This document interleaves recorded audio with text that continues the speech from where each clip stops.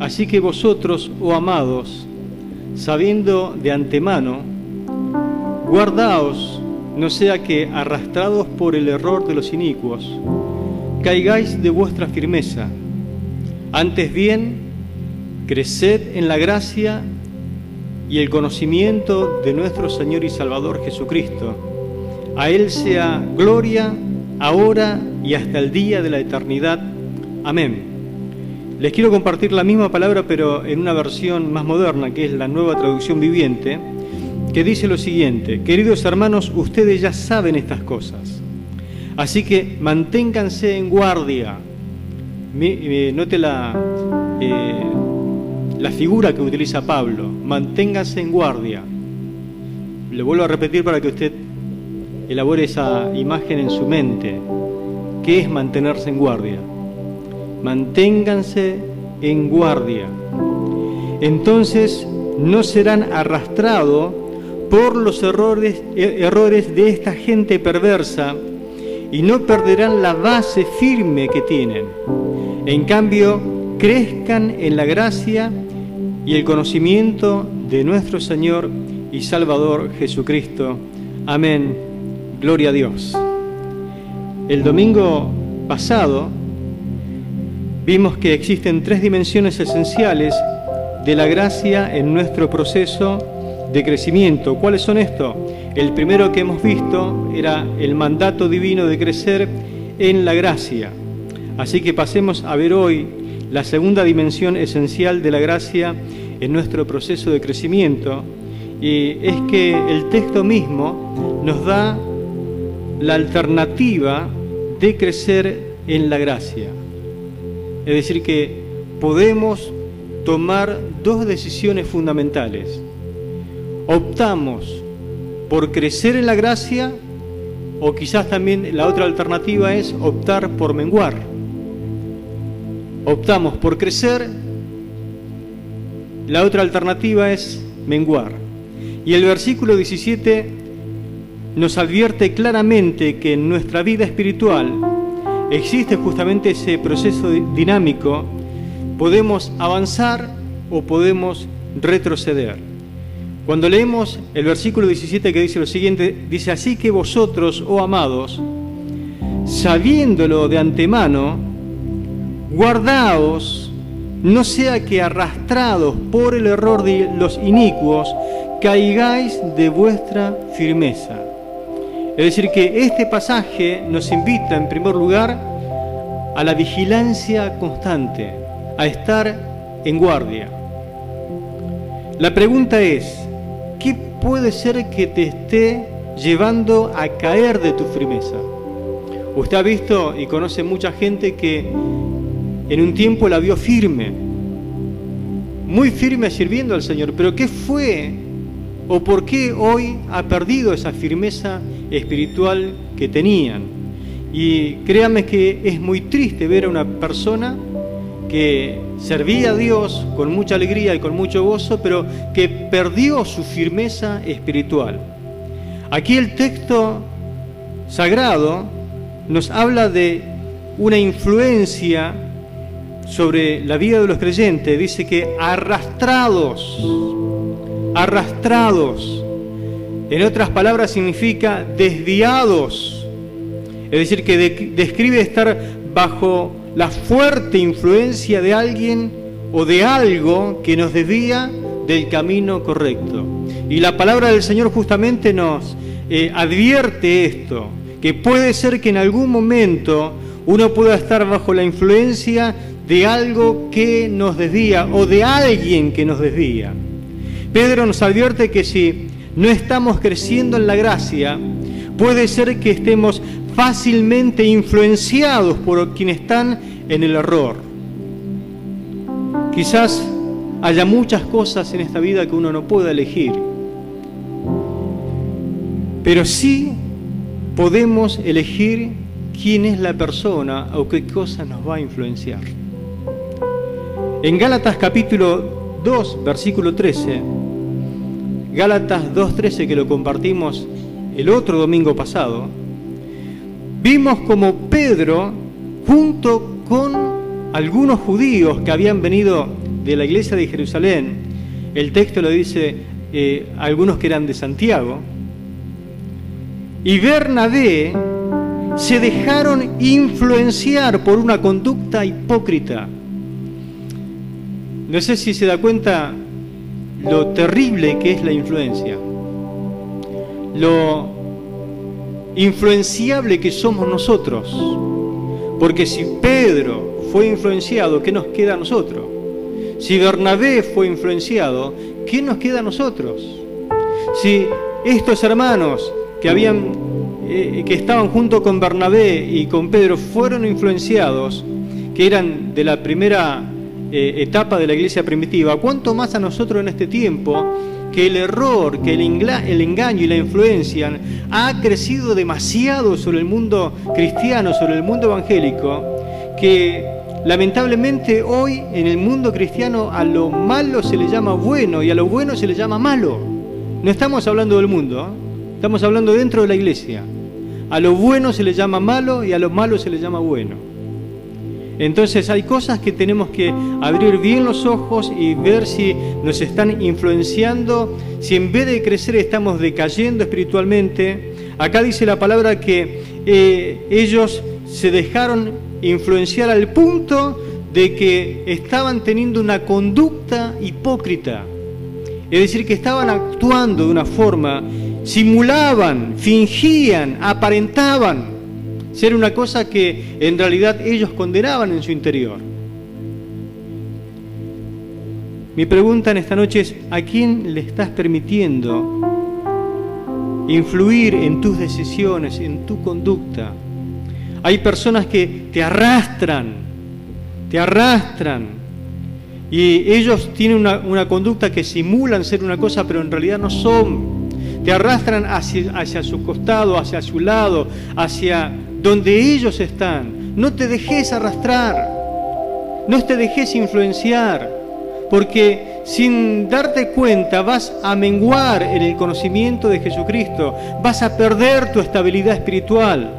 Acá la palabra dice que son arrastrados por estas personas. Si la conoces, no te dejes arrastrar, porque tenés que estar muy, pero muy fuerte para no dejarte influenciar. Si se dejaron influenciar estos grandes hombres de Dios, imagínense lo peligroso que puede ser en este tiempo no estar en guardia.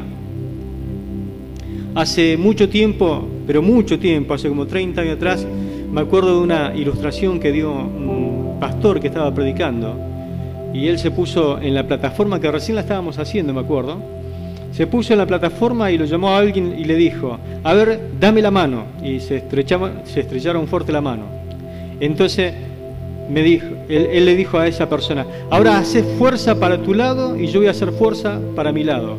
A ver quién tiene más influencia sobre el otro. ¿Y qué es más fácil, mi hermano? Usted que sabe mucho y que sabe más que yo. ¿Es más fácil que yo levante a una persona que está abajo o la persona que está abajo me tire para su lado?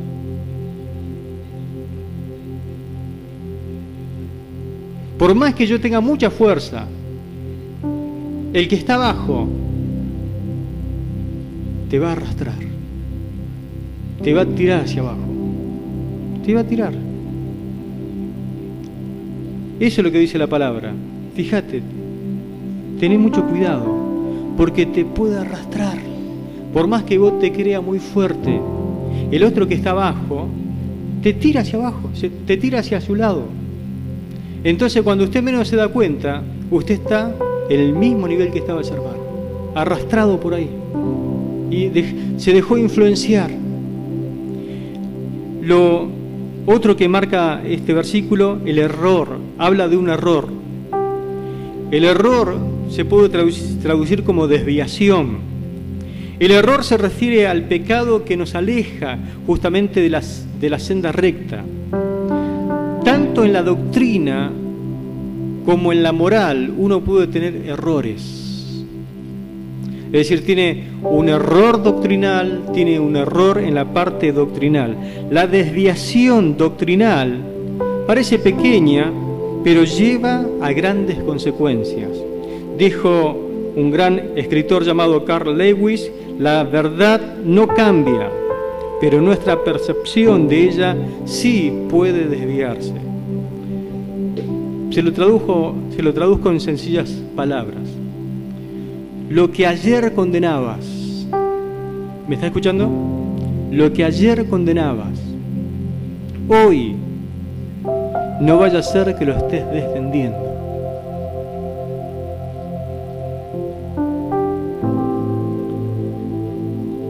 De eso se trata esto, el error. Es decir, nos dejamos influenciar tanto y tanto abarcado eso, que antes, bajo la predicación del Evangelio primario que se te fue anunciado la palabra del Señor, eso era condenable. Hoy quizás hasta estés defendiendo la misma postura de los inicuos, de aquellos que te arrastraron hacia el error. Entonces, mucho cuidado con esto, mucho cuidado. Después habla la palabra de los libertinos o inicuos, dice arrastrados o así que vosotros, oh amado, sabiendo de antemano, guardaos, no sea que arrastrados por el error de los inicuos. Inicuos significa libertinos en la palabra del Señor. Personas sin principios, que viven sin respeto por la ley de Dios. En 2 de Pedro capítulo 2, versículo 7, precisamente habla de dos ciudades muy conocidas por los cristianos. Dice, y libró al justo Lot, abrumado por la nefanda conducta de los malvados. Y el versículo anterior habla de Sodoma y Gomorra. Sodoma y Gomorra. Pedro, para hablar justamente de los libertinos, de los inicuos que te arrastran. ¿Quiénes son los que arrastran? ¿Quiénes son las personas que están en el error? Personas que son libertinas en cuanto a su conducta. Sodoma y Gomorra fueron destruidas precisamente por causa de su inmoralidad. Lot, dice el texto, que sufrió, viviendo en ese lugar, estando en ese lugar, sufrió por la presencia de tales personas. Mi pregunta sería en esta noche, ¿qué influencia tienen este tipo de personas en tu vida y cuánto influyen en tus decisiones? Porque esto, uno podría decir, bueno, esto está esto ya excede al pueblo de Dios. No, este tipo de persona, Pedro está hablando de que estaba metido dentro de la iglesia. Y si en aquel tiempo ya estaba metido dentro de la iglesia, imagínense en este tiempo. Personas que no tienen escrúpulos, personas que son como Sodoma y Gomorra, metidas dentro del ámbito evangélico, que tratan de influenciar. ¿Sobre qué? Sobre tu vida y sobre tus decisiones. Además, la palabra del Señor nos habla que todo esto te lleva a una caída. La palabra griega que se utiliza aquí sugiere marchitarse. Es tomada como para cuando uno encalla. Habla justamente de morir. Acá dice, caigáis de vuestra firmeza. Caigáis, la palabra caída. Entonces, se sugiere varias alternativas de traducción. Marchitarse, morir, encallar. ¿Cuál es el fin de esta gente? ¿A dónde te quiere llevar? A marchitarte tu vida, a morir espiritualmente, a encallar. Nunca tiene que ver con que puedas crecer espiritualmente o que puedas servir mejor al Señor. No, al contrario. Esta gente quiere influenciarte para que mueras espiritualmente, te marchites. Nos advierte que si nos exponemos, el apóstol Pedro, a estas malas influencias, podemos perder nuestra firmeza. Por eso es que la gente pierde la firmeza, porque no sabe elegir las personas que van a estar influenciando sobre ellos. Y mire que uno repite y repite y repite una y otra vez. Pero claro, ellos se disfrazan de buenos amigos, de buenas intenciones, pero resulta que adentro es toda una cosa muy tenebrosa. Y cuando menos te das cuenta, perdés tu firmeza. Perdés tu firmeza. Entonces, uno puede perder la firmeza y desviarnos del curso marcado justamente por Dios. Si dejarte arrastrar es peligroso, ¿cuánto más lo será la dirección hacia donde te conduce? Es esa perdición, ¿no? Uno dice, bueno, estoy siendo arrastrado, es peligroso, pero vos no ves el precipicio a donde vas. Que puede ser que sea ese lugar de condenación eterna, ¿no? Porque esta gente va a ser condenada para siempre. Es hora, por lo tanto, de tomar conciencia. Hay una alternativa a crecer. ¿Cuál es? La de marchitarse, la de morir espiritualmente, la de encallar. Y es urgente, es vital que nosotros tomemos nuestra vida y nos pongamos a crecer espiritualmente. Entonces, el punto número 3, vamos a ver lo superlativo de crecer en la gracia. El propósito de Dios para nosotros no es un crecimiento superficial. Jamás Dios quiere que crezcas superficialmente, sino que Dios quiere que te desarrolles notablemente en la gracia y sobre todo en el conocimiento del Señor Jesucristo, y que reflejes esa plenitud de Cristo en tu propia vida. Es decir, que el Señor quiere un crecimiento superlativo de la gracia y del conocimiento sobre tu vida, no algo superficial. Dios jamás quiere que crezcas así nomás, por arribita nomás. Pero ¿qué significa entonces realmente crecer en la gracia? ¿Qué implica? En primer lugar, crecer en el carácter semejante a Jesucristo. Porque acá dice la palabra, creced. Y la vez pasada dije que crecer tiene que ver con un verbo imperativo que es un mandamiento. Creced en la gracia y el conocimiento ¿de quién? Del Señor Jesucristo. Es decir, que acá la palabra misma nos dice que nuestro carácter tiene que crecer al punto de llegar a ser como Jesucristo. Si vamos al caso, ser cristiano, justamente es eso, como al comienzo se le puso a los del camino. Se les llamó por primera vez cristianos, que significaban pequeños Cristos. Es decir, que la gente veía a pequeños Cristos en cada uno de los del camino. A los cristianos decían, miren, cada uno es igual que Jesucristo. Cada uno es como Cristo, en su forma de expresarse, en su forma de ser. Y nosotros tenemos que llegar a ese punto, al punto que la gente nos reconozca, no porque vamos a una iglesia o porque nos decimos evangélico, sino porque la gente pueda decir, miren, habla como Cristo, se comporta como Cristo, se expresa como Cristo. El versículo 18 nos llama a una semejanza a Cristo, es decir, que debemos incorporar en nuestras vidas las cualidades espirituales de Cristo, su carácter. ¿Dónde está el carácter de Cristo? Está en Gálatas capítulo 5, versículos 22 y 23, donde habla del fruto del Espíritu. ¿Cuál es el carácter de Cristo? Justamente es amor, gozo, paz, paciencia, benignidad, bondad, fe, mansedumbre, templanza. Cuando uno tiene esas 9 virtudes, tiene un carácter igual, semejante al de Cristo. Amén. Entonces, de esa forma nosotros nos tenemos que comportar. Sería muy profundo meternos a desarrollar cada una de esas virtudes, pero vaya a casa y lea y fíjese precisamente cuáles son las cualidades que usted necesita cultivar día tras día. Para algunos será el amor, para otros será el gozo, para otros será la paz. Cualidades que tienen que ver con una relación profunda con el Señor. O quizás sea la paciencia, la benignidad, la bondad, que tienen que ver con cualidades que tienen que ver con mi relación con el prójimo. O quizás fe, mansedumbre o templanza, que tienen que ver con lo que yo tengo que tener conmigo mismo, es decir, hacia adentro, el dominio propio, la mansedumbre. El texto también nos habla en segundo lugar, que crecer en respuesta que reflejen a Cristo.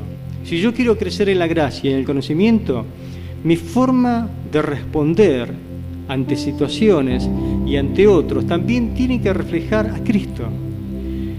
Mateo capítulo 5, versículo 41, un texto muy conocido. Cuando se lo lea, usted se va a dar cuenta de que le hablo. Mateo 5, 41 dice: y a cualquiera que te obligue a llevar carga por 1 milla, ve con él 2. A cualquiera que te obligue a llevar carga por 1 milla, ve 2. Si alguno te obliga a llevar una carga por 1 kilómetro, vamos a traducirlo al argentino, llévale 2 kilómetros. Este principio de los kilómetros, el principio de 2 kilómetros, responde justamente con gracia más allá de lo que se exige. Porque en aquel tiempo se exigía, pero dice: creced en la gracia. Favor no merecido. No lo merece, pero si él me obliga 1 kilómetro, voy a ir con él 2. No lo merece, pero justamente yo soy seguidor de Cristo. Tengo que representar a Cristo en mi carácter y también en mis respuestas. Es decir, que usted tiene que crecer en paciencia, en bondad, en mansedumbre, en templanza.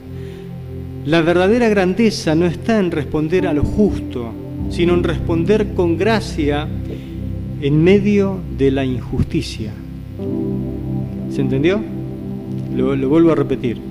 La verdadera grandeza no está en responder a lo justo, sino en responder con gracia en medio de la injusticia. Cuando haces bien a alguien que te hizo mal,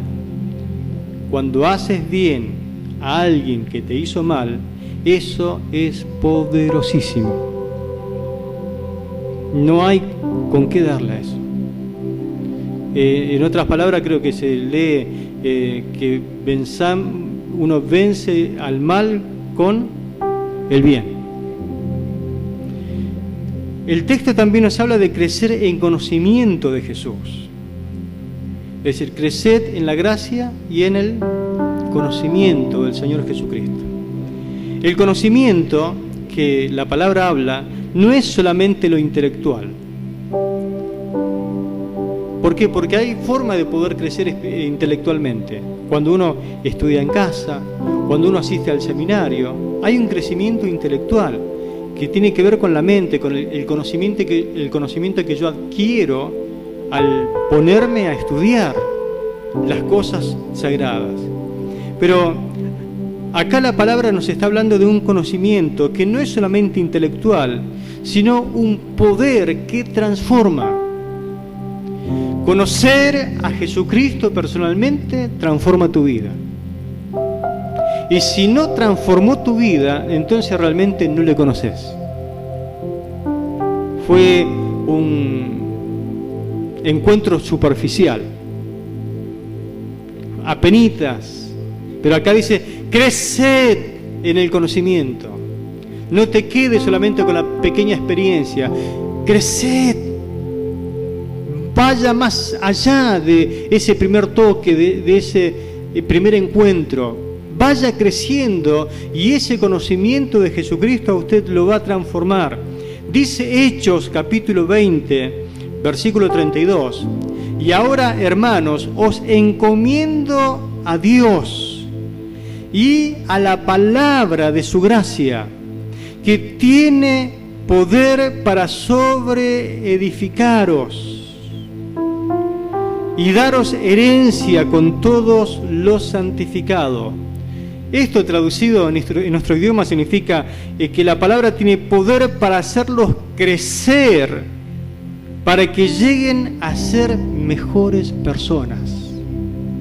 La palabra de Dios tiene poder cuando nosotros nos ponemos a estudiarla y nos ponemos a conocer realmente por el poder del Espíritu Santo. Esa palabra te va a llevar a ser mejor persona, gloria a Dios. Si estudiar la palabra y tener una vida de congregado no te hizo mejor persona, hay algo que tenés que en esta noche pararte un poquito y mirarte hacia adentro y decirte qué es lo que me está pasando, porque el poder de la palabra te cambia, te transforma, te hace nueva criatura. Si eso no pasó, habría un paréntesis de duda, de interrogación, algo me está pasando, o alguien me influenció para mal, alguien me arrastró por algún lado equivocado, porque no estoy creciendo lo que tenía que haber crecido. ¿Cómo puede ser que aquel hermano que hace poco viene, ha sido transformado, ha sido cambiado, y yo que hace quizás 15 años, 20 años, no estoy experimentando un cambio profundo como lo experimentó el otro? ¿No será que hay diferencia en el encuentro, diferencia en la profundidad, diferencia en la entrega al conocimiento? Porque el conocimiento del Señor nos hace crecer para que nosotros lleguemos a ser mejores personas. Primera de Pedro capítulo 1, versículo 5 y el verso 22 dice lo siguiente: que sois guardados por el poder de Dios mediante la fe, para alcanzar la salvación que está preparada para ser manifestada en el tiempo postrero. Y el verso 22 dice: al obedecer la verdad, ustedes quedaron limpios de su pecado, por eso ahora tienen que amarse los unos a los otros como hermanos con amor sincero. Ámense profundamente de todo corazón. Amén. Gloria al Señor. Es decir, que el conocimiento y el obedecer a la palabra hace que nosotros podamos amar, podamos tener una vida diferente.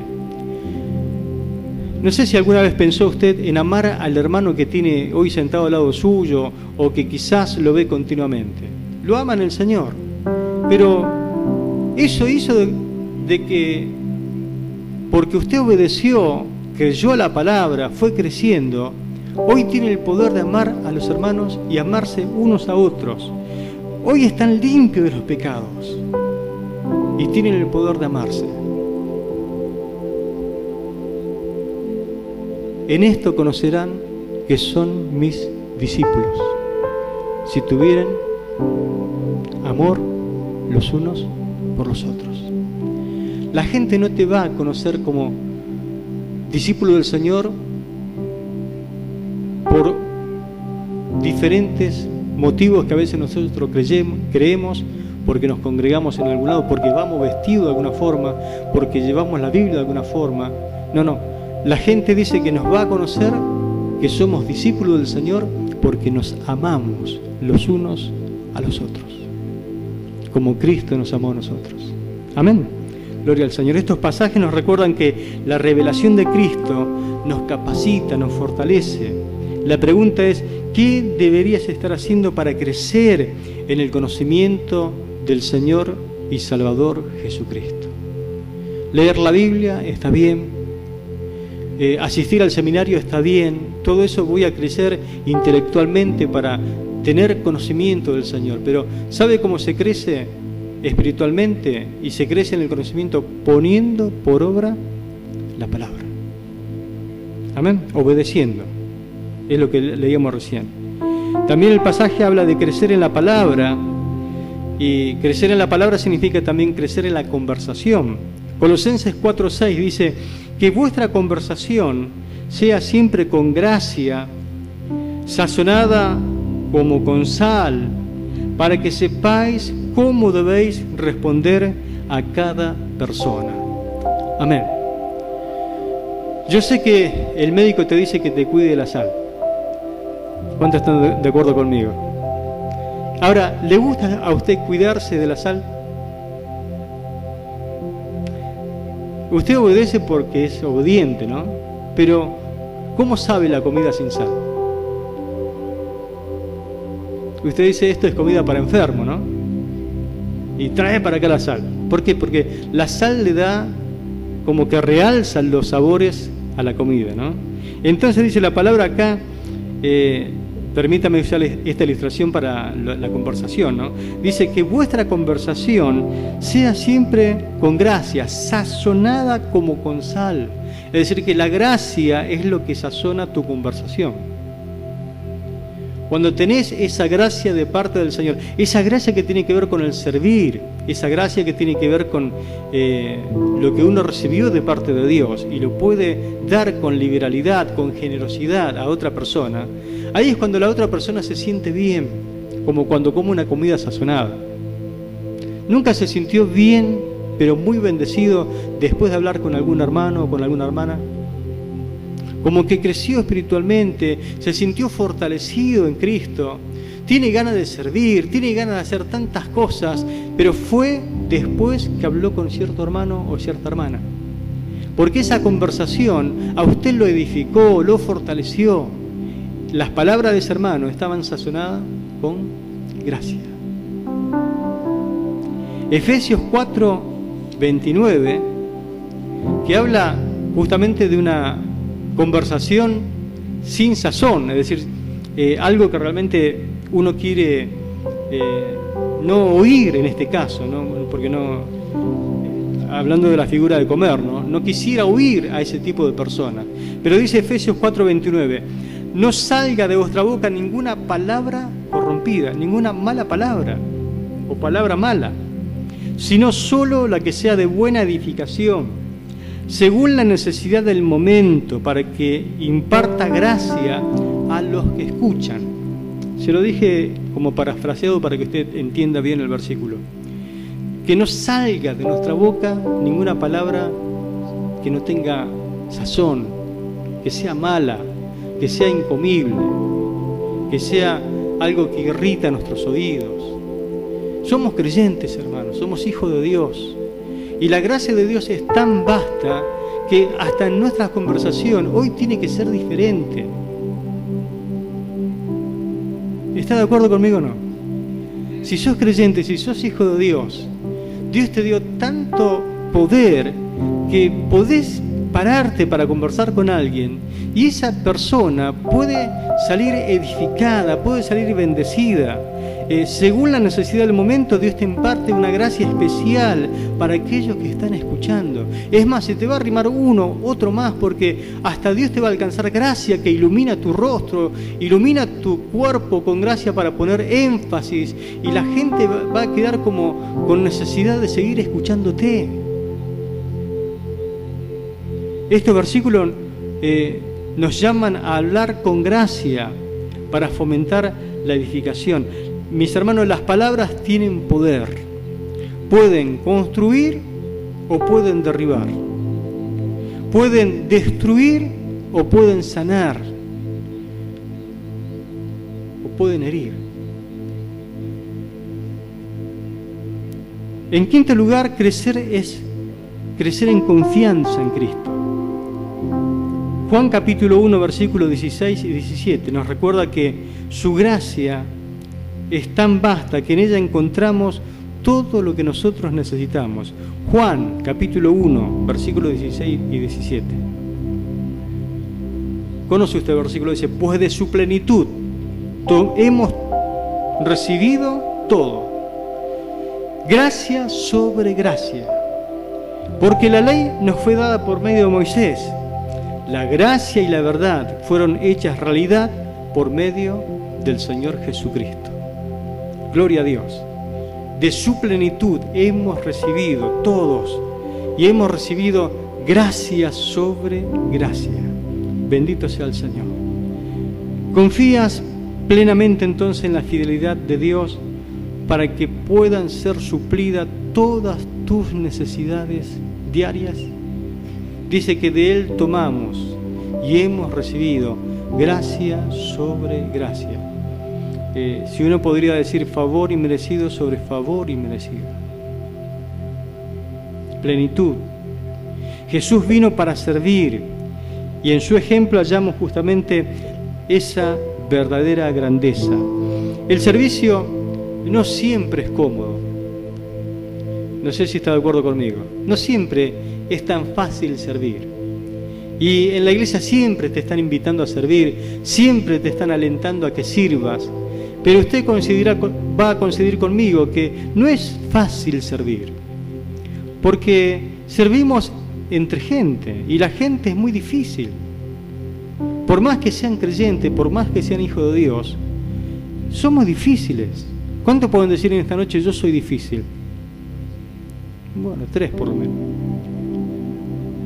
Somos difíciles de entender, somos difíciles por causa de nuestro carácter, cómo fuimos criados y cómo a veces malentendemos las cosas. Somos muy difíciles. Pero el servicio no siempre es cómodo, pero siempre es valioso a los ojos de Dios. Por más que cueste y seguís sirviendo y no mirás para atrás, porque ¿qué dice la palabra?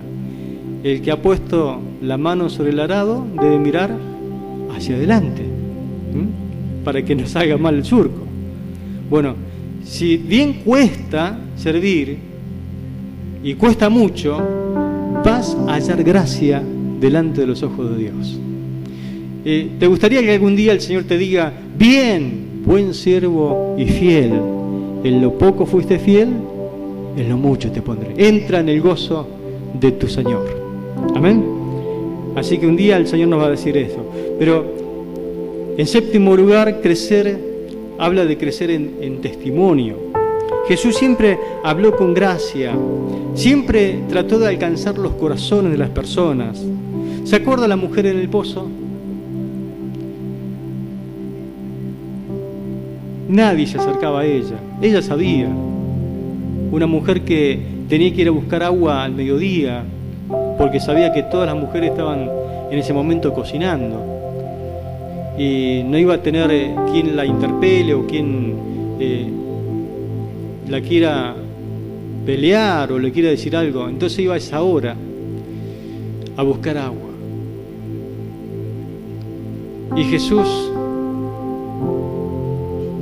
dijo, yo tengo que pasar por Sicar, me es muy necesario pasar por Sicar. Él tenía anotado en su agenda un encuentro con esa mujer para darle testimonio de que él la conocía pero perfectamente y sabía cuál era su necesidad. ¿Se acuerda de Zaqueo? ¿Quién quería estar al lado de Zaqueo? Si le habían puesto un cartel que decía persona no grata, no podía comprar en ningún lado, no podía entrar a un lugar para adorar a Dios, le habían cerrado todas las puertas. Pero cuando entró a Jericó, lo primero que hizo, miró hacia arriba y le dijo, Zaqueo, date prisa, desciende, que hoy es necesario que yo more en tu casa. Amén. Gloria al Señor.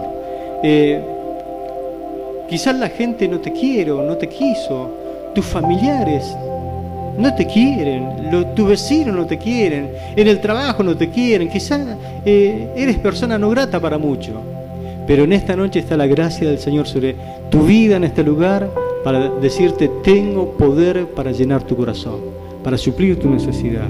Gloria al Señor. Tanto la mujer del pozo como Zaqueo, fueron testigos de la gracia en acción.